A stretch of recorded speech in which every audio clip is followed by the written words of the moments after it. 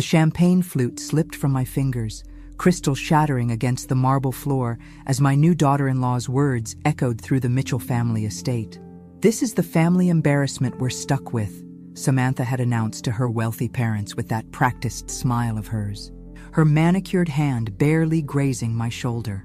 The entire wedding reception seemed to pause, 200 guests turning to stare at the 55-year-old woman in the understated navy dress.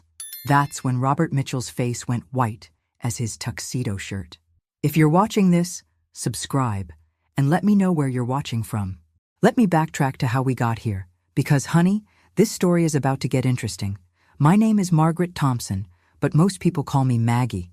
I've spent the last 15 years perfecting the art of being strategically invisible, which turns out to be excellent training for what comes next.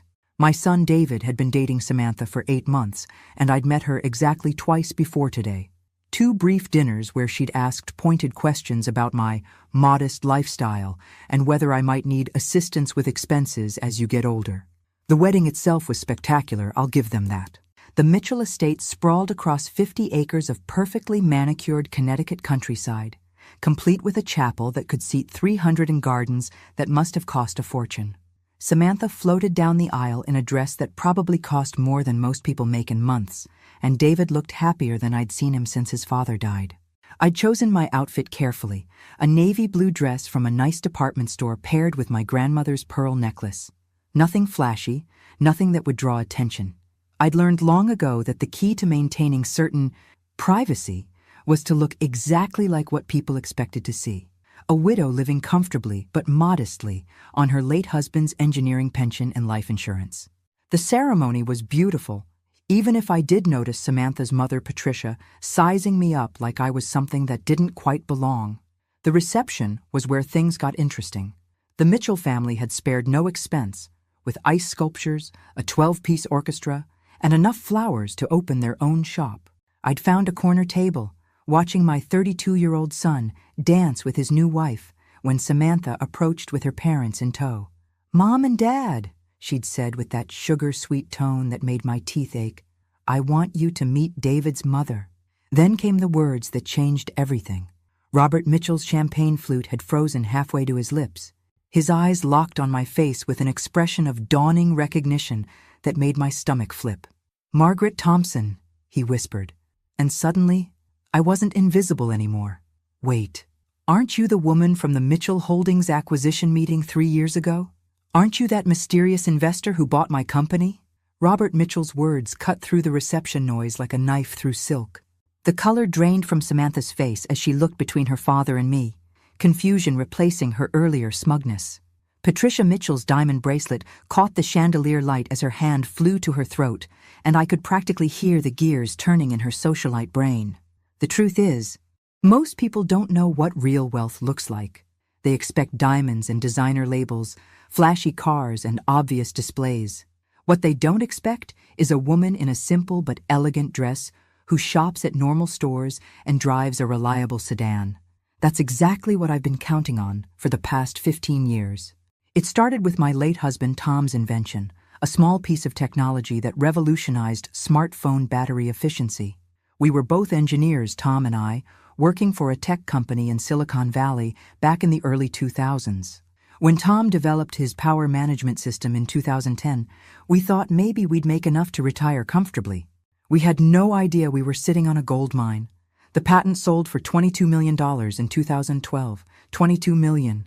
David was 24 then, fresh out of graduate school with his marketing degree and full of dreams about building his own career. Tom and I made a decision that day that would shape the next 13 years of our lives. We told David we'd gotten a substantial settlement, enough to be very comfortable, but nothing extravagant. He never questioned it, probably assumed it was a few million at most. What David didn't know was that $22 million was just the beginning. Tom and I took that money and started investing systematically.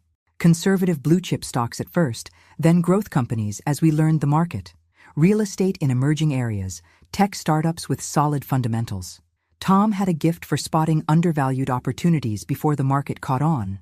By the time he died 5 years ago in 2020, our portfolio was worth over $800 million. $800 million.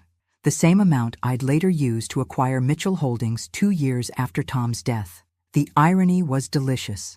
While Samantha had been giving me concerned looks and asking if I needed help managing my finances as I got older, I'd been the anonymous investor who'd rescued her father's failing company. The same company he'd nearly destroyed through overexpansion and poor debt management, forcing him to accept a buyout from what he thought was a corporate investment firm. That investment firm was a shell company controlled by me. I'd bought Mitchell Holdings not out of malice, but because it was fundamentally sound beneath Robert's mismanagement. The company had good bones, solid customer relationships, and talented employees. Under proper financial oversight, it was thriving again. The man who'd just been called a family embarrassment had been living off my business decisions for the past 3 years. "I'm sorry," I said quietly, looking directly at Robert. "I think you have me confused with someone else." But we both knew he didn't. I could see the recognition in his eyes, the memory of that boardroom meeting where I'd sat quietly while my attorneys handled the negotiations. He'd barely acknowledged me then, assuming I was just someone's wife along for the formalities. Now, as Samantha stared at us both with growing alarm, I realized my carefully maintained discretion was about to become very complicated.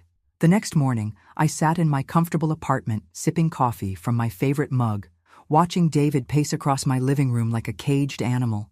He'd called at 7 a.m., demanding answers to questions I wasn't ready to address.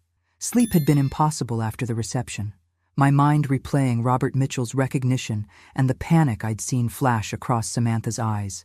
"Mom, you have to help me understand what happened last night," David said, running his hands through his hair the same way he had as a frustrated child. "Robert Mitchell pulled me aside after you left and asked some very pointed questions about Dad's patents and your investment activities. I'd slipped out quietly after Robert's revelation, claiming exhaustion. The truth was, I needed time to think. 15 years of carefully maintained privacy had cracked in a single moment, and I wasn't sure how to handle the exposure. David had inherited his father's intensity, but channeled it differently. Where Tom had been methodical and strategic, David was direct and emotional. "What kind of questions?" I asked, though I had a good idea. He wanted to know about Dad's technology patents, about whether you'd been involved in any major business transactions, about our family's actual financial situation. David stopped pacing and fixed me with those serious brown eyes he'd inherited from Tom. "Mom, he seemed to think you were some kind of major investor. It was bizarre." The coffee tasted bitter suddenly. This was the conversation I'd been both expecting and dreading. David had built his career as a senior marketing manager through genuine talent and hard work. He'd earned his position at a respected firm, bought his house through careful saving, and lived within his means because he believed those were the values Tom and I had taught him. How could I explain that, while he'd been working 60-hour weeks to earn his promotions, I could have bought his entire company without straining my budget? While he'd been saving diligently for his house down payment, I'd been managing a portfolio worth more than most small towns? "David, sit down," I said gently. "We need to talk." But before I could continue, my phone buzzed with a text message from Samantha. "Margaret, I think we should have lunch today. There are some things David and I would like to discuss with you." I showed David the message, watching his expression shift from confusion to concern. "What do you think she wants to discuss?" I had a pretty good idea. Samantha Mitchell wasn't the type to let mysteries remain unsolved, especially when they potentially involved money. She'd probably spent the entire night questioning her father about his suspicions, and now she was ready to investigate further. The question was, how much had Robert actually figured out from that brief boardroom encounter 3 years ago? "I think," I said carefully, "your wife is more observant than we've given her credit for." David's phone rang, Samantha's name appearing on the screen. He answered immediately, and I could hear her voice even from across the room, bright and artificially cheerful. "David, honey, I was hoping we could all have lunch together today. There are some family things I'd love to discuss with your mother now that we're officially relatives." When he hung up, David looked at me with the same expression he'd worn as a teenager when he suspected I knew more about his broken curfew than I was letting on. "Mom, is there something you need to tell me about our family's finances?"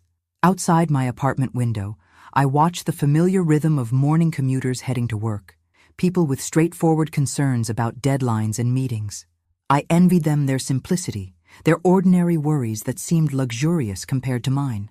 Everything, I said finally. I need to tell you everything.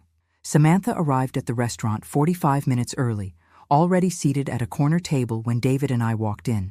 She'd chosen the most expensive place in town, I noticed, and had taken the seat that gave her the best view of the entire room. Her perfectly styled blonde hair caught the afternoon sunlight, and she was wearing a designer suit I recognized from a magazine spread I'd seen recently. "Margaret, David, thank you so much for meeting me," she said, standing to embrace us both. Her smile was radiant, but I caught the calculating look in her green eyes as she assessed my simple black dress and modest jewelry. I ordered us a nice bottle of wine to celebrate being family. The wine was a Bordeaux that cost more than most people spent on groceries in a month. Clearly, Samantha was making a statement about her expectations for this conversation. "This is lovely, dear," I said, settling into my chair, though perhaps a bit extravagant for a casual family lunch. "Oh, I don't think anything about our family is casual anymore," she replied, her smile never wavering. "I spent some time last night talking with Daddy about his business experiences, and he shared some fascinating stories about corporate acquisitions and anonymous investors." David looked between us, clearly sensing undercurrents he didn't understand. "Samantha, what does this have to do with lunch?" She ignored him, focusing entirely on me. "You know, Margaret, I majored in business at Wharton. I find corporate finance absolutely fascinating, especially complex investment structures and shell companies. Daddy mentioned that when Mitchell Holdings was acquired, the buyer was remarkably discreet." I sipped my wine and waited. Let her make the first real move. "The interesting thing about discreet investors," she continued, "is that they often have very good reasons for maintaining their privacy, usually involving substantial wealth that they prefer to keep out of public attention." "That sounds reasonable," I said calmly. Samantha leaned forward slightly, her voice taking on the tone of someone sharing a delicious secret. "Daddy said the woman in the acquisition meeting was quiet, elegant, and seemed to defer to her attorneys, but he remembered thinking at the time that she had the bearing of someone accustomed to making significant decisions." David was staring at me now, pieces beginning to fall into place in his mind. "Mom?" Before I could respond, Samantha pulled out her phone and showed us a photograph. It was a news article from 3 years ago about the Mitchell Holdings acquisition, including a small photo from the signing ceremony. There, partially obscured by lawyers and corporate executives, was a woman in a navy blue dress whose face was barely visible. "The photo quality isn't great," Samantha said conversationally, "but the woman's posture, her height, even the way she holds her purse, it's remarkably similar to yours, Margaret." The silence stretched between us as David studied the photo, recognition dawning in his expression. I had to admire Samantha's thoroughness, even as I felt my carefully constructed privacy beginning to unravel. "That's quite a coincidence," I said finally. "Isn't it?" Samantha's smile had a sharp edge now. "Of course, coincidences happen all the time. Like how my family's financial difficulties began right around the time someone paid $800 million for Daddy's company. Or how that same mysterious investor seemed to vanish completely after the acquisition, almost like they preferred to remain anonymous." David set down his wine glass with shaking hands. "Mom, please tell me you're not who she thinks you are." I looked at my son, at the young man I'd raised to value honesty and integrity above all else, and realized that 15 years of well-intentioned deception had finally caught up with me. "David, there are some things about your father's patents and our investments that I never explained to you." Samantha's triumph was evident in every line of her perfectly composed face, but as I watched her savor what she clearly thought was her moment of victory, I found myself wondering if she had any idea what she'd just unleashed. 3 days later, I sat in my financial advisor's downtown office, watching James Harrison review the documents I'd requested. The lunch with David and Samantha had ended with my son storming out after I'd confirmed his worst suspicions, and his new wife making veiled suggestions about family financial planning and shared responsibilities. Now I needed to understand exactly what position I was in. "Margaret, I have to say, this is an unusual request," James said, adjusting his wire-rimmed glasses as he studied the Mitchell family financial profile spread across his mahogany desk. "Why the sudden interest in your daughter-in-law's family background?" I'd called James the morning after our disastrous lunch, asking for a comprehensive analysis of the Mitchell family's current financial situation. What I'd learned was more complex than I'd expected, because I didn't realize when I bought Mitchell Holdings that I was acquiring my future daughter-in-law's inheritance. James's eyebrows shot up. Your daughter-in-law? The one who just married David? When I nodded, he let out a low whistle.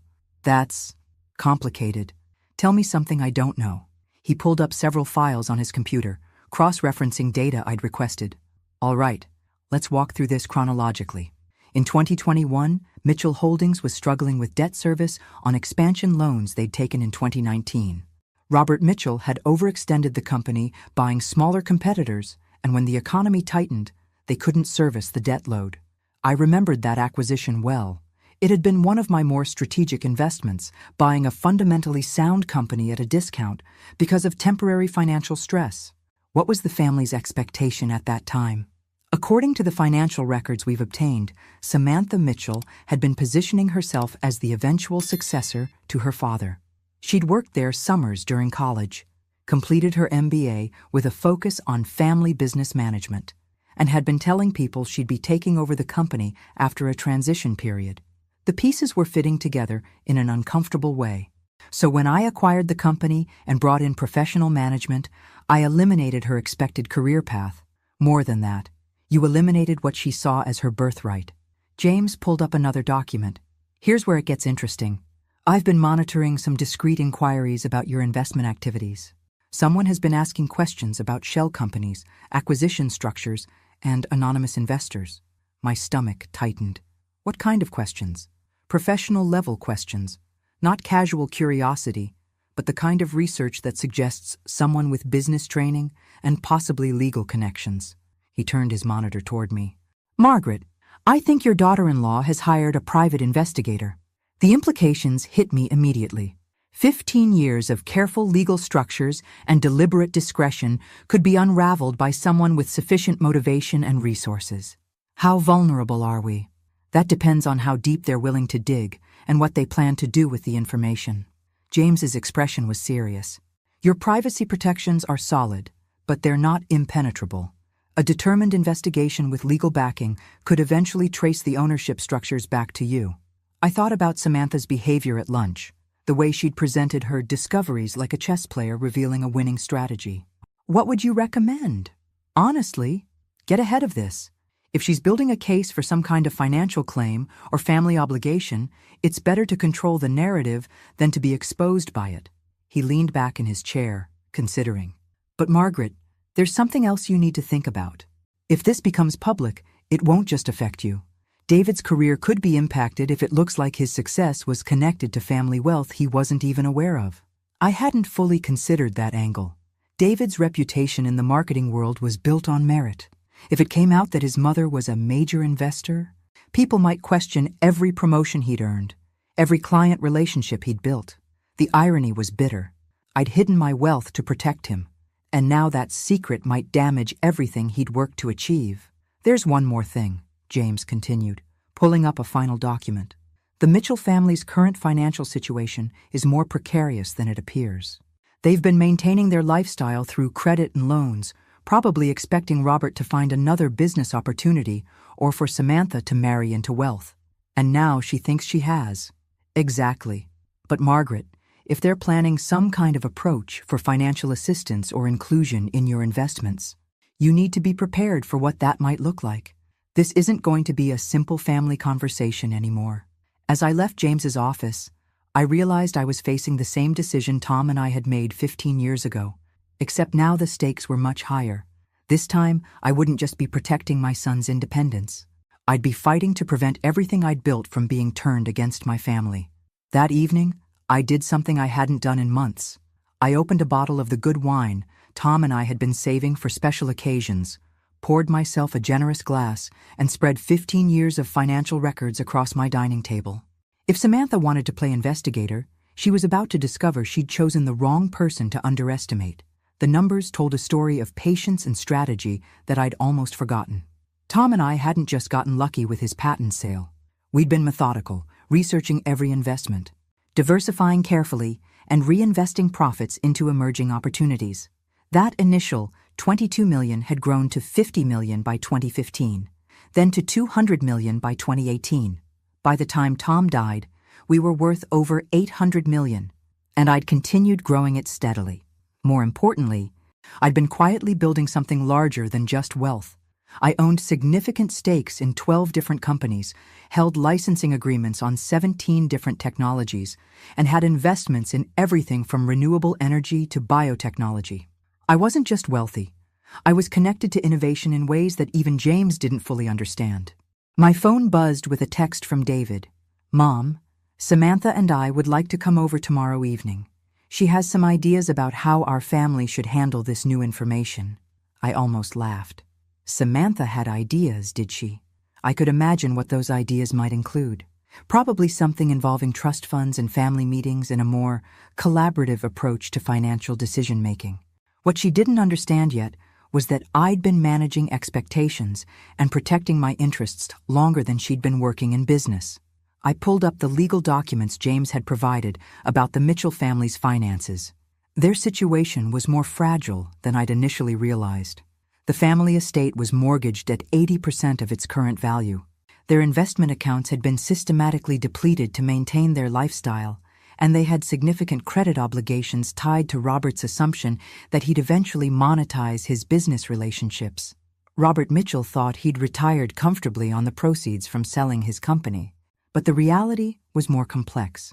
Much of his retirement income came from consulting fees and board positions I'd arranged through Mitchell Holdings' new management. His comfortable lifestyle was more dependent on my continued ownership than he realized. But that was just the surface. I opened my laptop and began researching the specifics of Samantha's recent activities.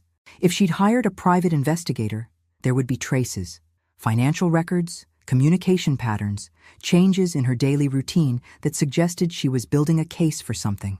What I found was fascinating and concerning. Samantha had indeed hired a private investigation firm specializing in corporate asset tracing. She'd also been in contact with an attorney who specialized in family wealth disputes.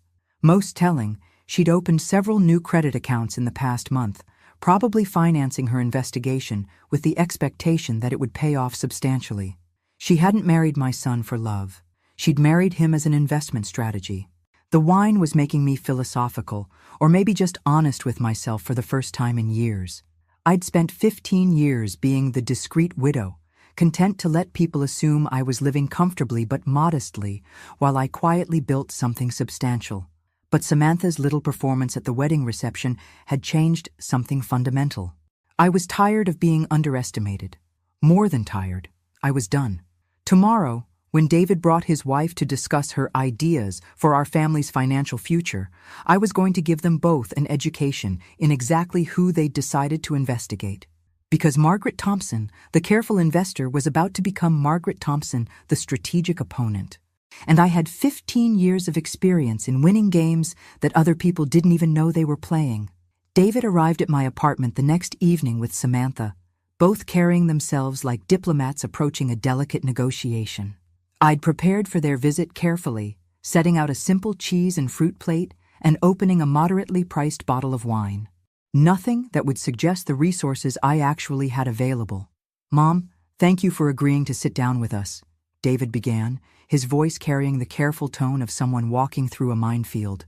"I know the last few days have been complicated."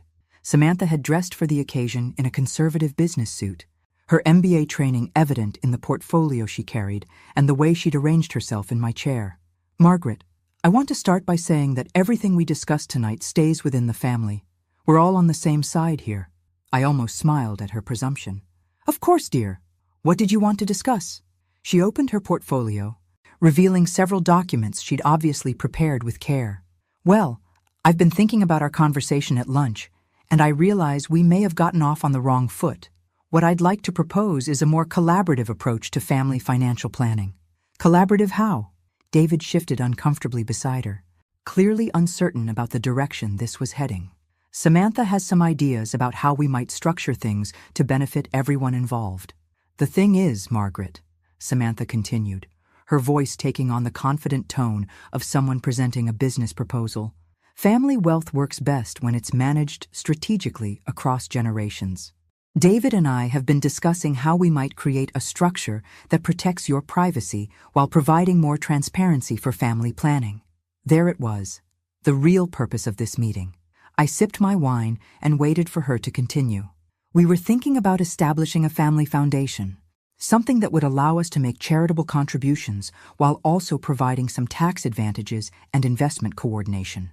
She pulled out what looked like a preliminary legal document. I've had some initial conversations with an attorney who specializes in family wealth management. The audacity was breathtaking. She'd discovered I had money and immediately begun planning how to access it, complete with legal consultation and formal proposals. That sounds very thorough. The foundation would be controlled by a board of family trustees, she continued enthusiastically. You, me, David, eventually any children we might have. It would give us all input into major financial decisions while maintaining appropriate oversight. David was staring at the documents she'd produced, looking overwhelmed. Samantha, maybe we should slow down here. This is a lot to process. Actually, David, I think your wife has put considerable thought into this proposal, I said calmly. Tell me, Samantha, what kind of initial funding were you envisioning for this foundation? Her eyes lit up at what she interpreted as interest. Well, that would depend on the scope of the charitable activities we wanted to pursue. I was thinking maybe we'd start with something substantial enough to make a real impact. Perhaps 50 or 60 million to establish credibility in the philanthropic community. 50 or 60 million, as a starting point, from a woman who'd called me a family embarrassment less than a week ago. And the board structure you mentioned, I continued conversationally. How would voting rights be allocated? I think equal representation makes the most sense, she replied confidently.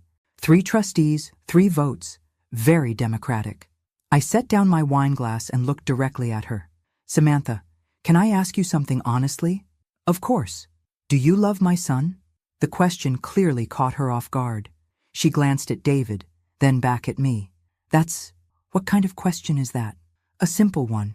Do you love David for who he is, or do you love what you think being married to him might provide you? The silence in the room was electric. David was looking between us with growing alarm, and Samantha's composed facade was beginning to crack. I think that's an unfair characterization of our relationship, she said finally. Is it? I stood up and walked to my bookshelf, pulling out a folder I'd prepared. Because I have some information that might help clarify things. I returned to my seat and opened the folder, revealing the investigation report James had prepared on Samantha's recent activities.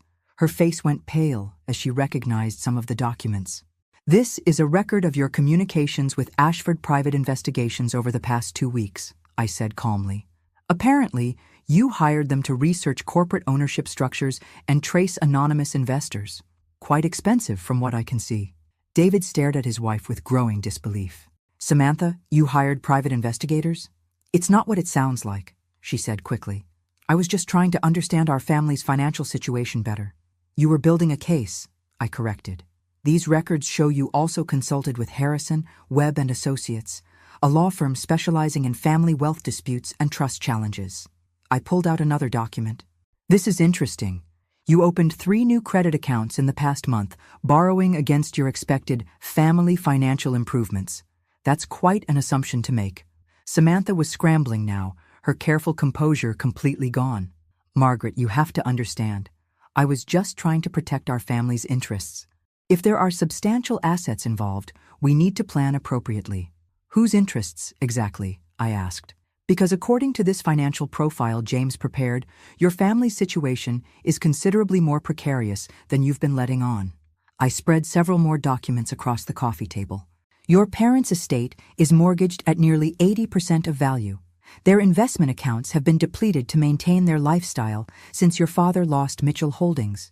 Most of their current income actually comes from consulting arrangements I've maintained through the company's new management.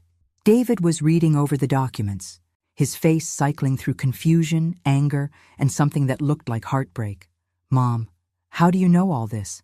Because, David, when someone tries to investigate me, I investigate them back.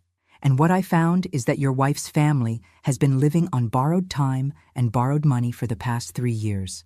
Samantha found her voice, but it was shaky now. That doesn't change the fact that we're family now, that we should be working together instead of against each other. You're absolutely right, I said, standing up and walking to my window. We should be working together. The question is, what kind of work did you have in mind? I turned back to face them both. Because here's what I think happened. You discovered that I have money, and you immediately began planning how to access it. Not how to contribute to it, not how to help manage it, but how to restructure it so you'd have control over spending decisions. That's not fair, Samantha protested. Isn't it? I pulled out one more document from my folder. This is a recording of a phone conversation you had with your college roommate 3 weeks before you met David. In it, you specifically mention that you're tired of dating men who can't provide financial security, and that you're looking for someone from a stable family with good long-term prospects. The silence that followed was absolute. David was staring at his wife like he'd never seen her before, and Samantha looked like she was calculating how quickly she could retreat from this conversation. David, I said gently, I think you need to ask yourself whether the woman you married is the person you thought she was. But even as I said it, I realized that this confrontation was just the beginning. Samantha Mitchell wasn't the type to give up easily, and I'd just shown her exactly how much was at stake. If she'd been strategic before, she was about to become dangerous. What happens now? David asked quietly. I looked at my son, at the man I'd raised to value honesty and hard work, and made a decision that would change all our lives. Now we find out what everyone is really made of. The next 2 weeks passed in careful silence. David moved back to his apartment temporarily, telling me he needed time to process everything and figure out what's real anymore. Samantha had stormed out of my apartment that night, but not before making it clear that she considered our conversation a declaration of war. She proved to be more dangerous than I'd anticipated. The first sign of trouble came when James Harrison called me on a Friday morning, his voice tight with concern. Margaret, we have a problem. Someone has been making inquiries with the SEC about your investment structures. Professional inquiries, suggesting they're building a case for some kind of regulatory violation. I felt my stomach drop. What kind of violations? Failure to properly disclose beneficial ownership in publicly traded companies, potential insider trading around some of your acquisitions, questions about whether your shell companies properly reported their activities. He paused. Margaret, this isn't casual curiosity anymore. Someone is trying to build a legal case against you. I knew exactly who that someone was. How serious is this? It depends on what they find and what they intend to do with it.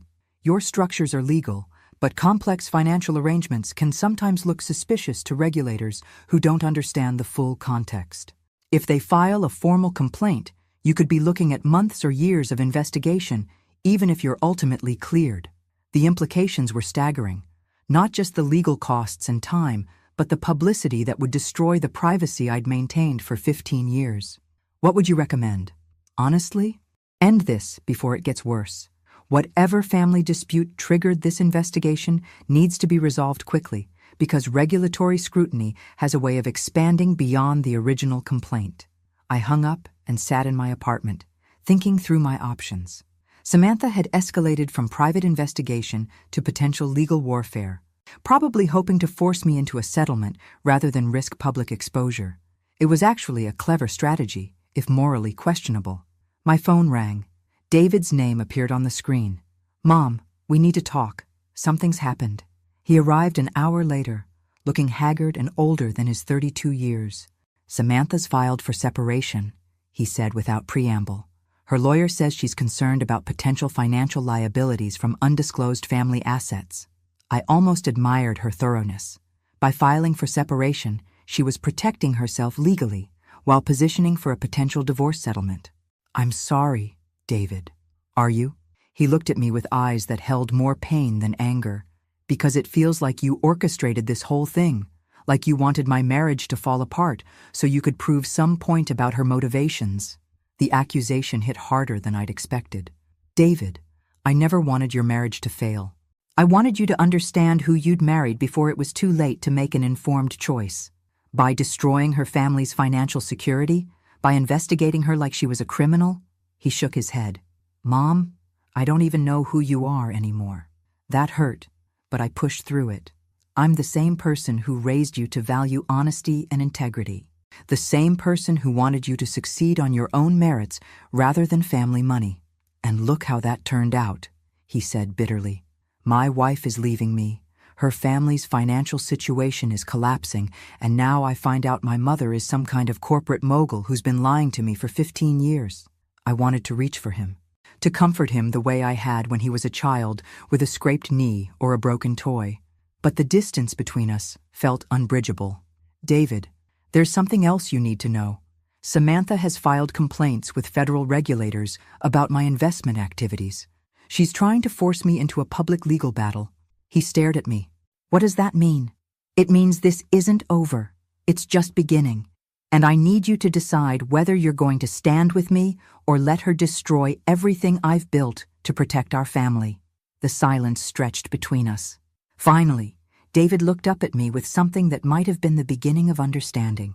What do you need me to do? The meeting took place in James Harrison's conference room the following Monday.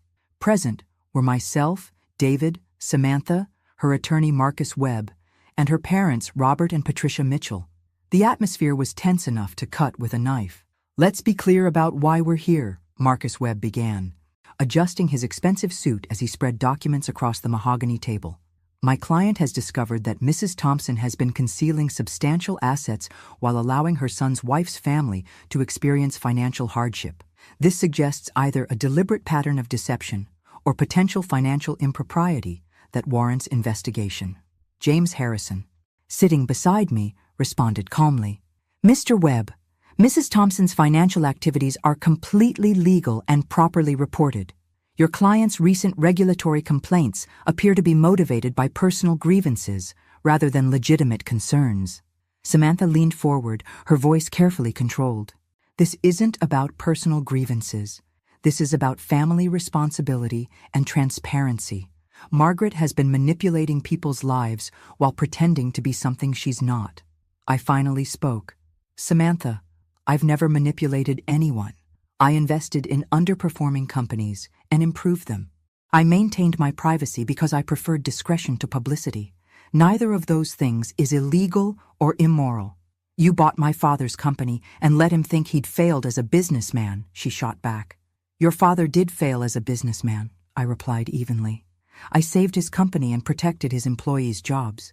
Under his management, Mitchell Holdings would have been bankrupt within months. Robert Mitchell, who'd been silent until now, cleared his throat.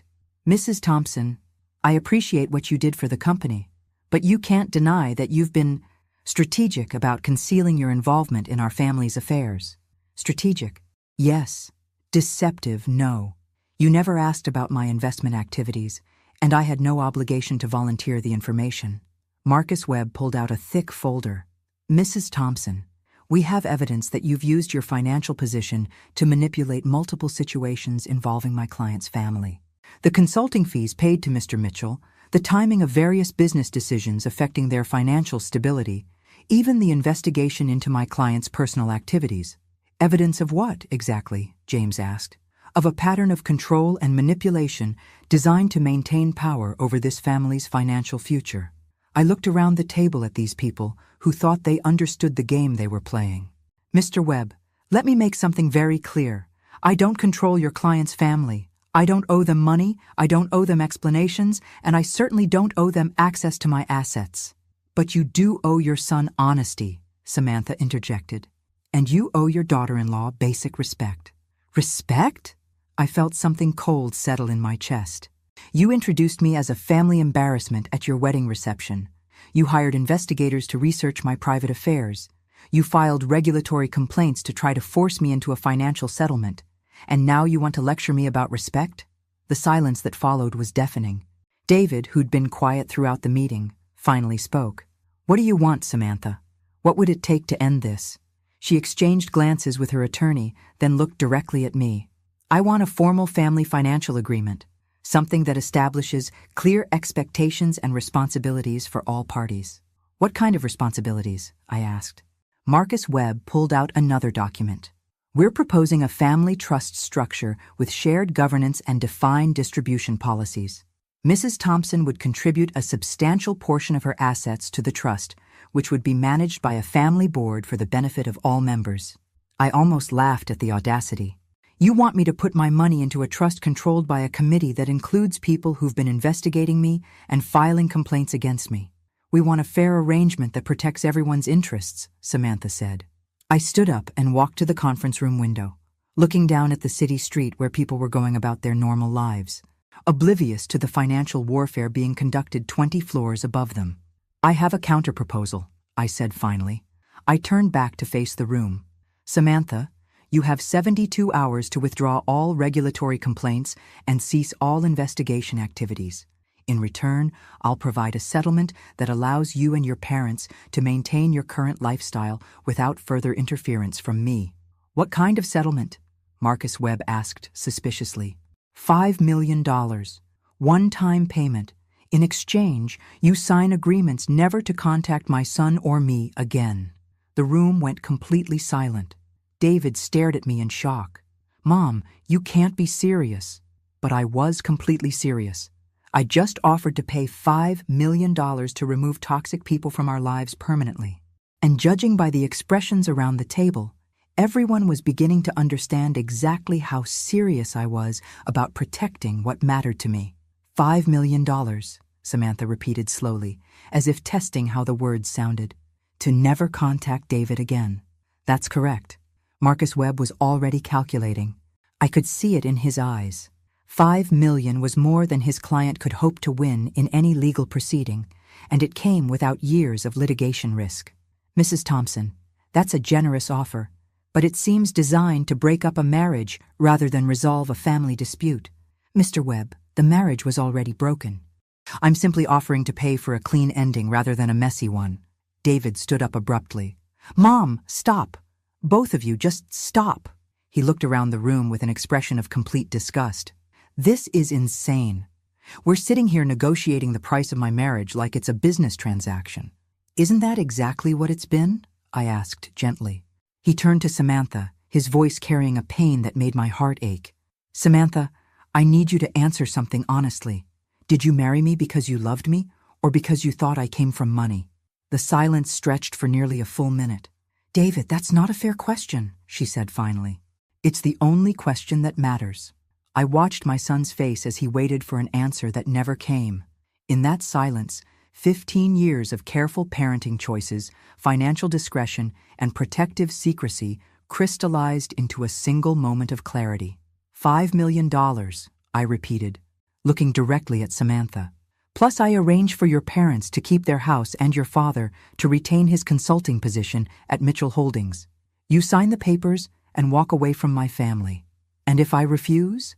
I smiled, and for the first time in this entire ordeal, it was completely genuine. Then you get nothing. Your parents lose their house, your father loses his income, and you spend the next several years in legal proceedings that will cost you far more than you could ever hope to win. Marcus Webb was whispering urgently in Samantha's ear, probably explaining the mathematical reality of the situation. $5 million in hand versus years of expensive litigation with an uncertain outcome. I need time to consider this, Samantha said. You have until noon tomorrow. After that, the offer expires, and you deal with the consequences of the complaints you've filed. As the meeting broke up, David lingered behind while the others filed out. Mom, did you really just buy my freedom from my wife? No, sweetheart. I just gave you the information you needed to make your own choice. He was quiet for a long moment. What if she takes the money? Then you'll know exactly who she was, and you can move forward with your life. And if she doesn't? Then you'll still know who she was. And I'll make sure she regrets trying to manipulate our family. David looked at me with something that might have been admiration mixed with fear. When did you become so ruthless? I thought about the question seriously. I think I always was, David. I just never had a reason to show it before. The next morning at 11:47 a.m., Marcus Webb called James Harrison to accept the settlement offer. By 5 p.m., the papers were signed and the money transferred. Samantha took the $5 million and disappeared from our lives as completely as if she'd never existed. David filed for divorce the following week, citing irreconcilable differences. 6 months later, he called me on a Sunday evening. Mom, I met someone. Her name is Sarah, she's a teacher, and she has no idea you're wealthy. How do you know? Because when I told her my mother lived in a nice apartment and drove a reliable car, she said that sounded like the kind of woman who had her priorities straight. I smiled, feeling something relax in my chest that had been tense for years. She sounds perfect. When do I get to meet her? Next Sunday. But Mom, when we have dinner, can you just be the woman who raised me to work hard and treat people with respect? Can you leave the corporate mogul at home? I laughed, realizing that after 15 years of hiding who I was, I'd finally learned the difference between being invisible and being private. Of course, sweetheart, but if she turns out to be investigating our family finances, all bets are off. Deal, he said, and I could hear him smiling through the phone. For the first time in months, the future looked exactly as bright as I'd always planned it would be. Thanks for listening.